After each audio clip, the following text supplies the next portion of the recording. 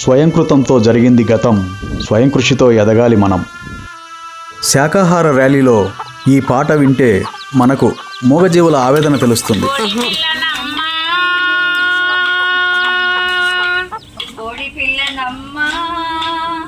నేను కోడి పుంజునమ్మా,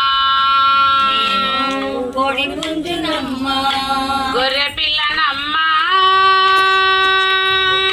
గొర్రె పిల్లనమ్మా, నేను మేక పిల్లనమ్మా, నేను మేక పిల్లనమ్మా, నన్ను చంపకమ్మా, నన్ను చంపకమ్మా, నన్ను తినకమ్మా,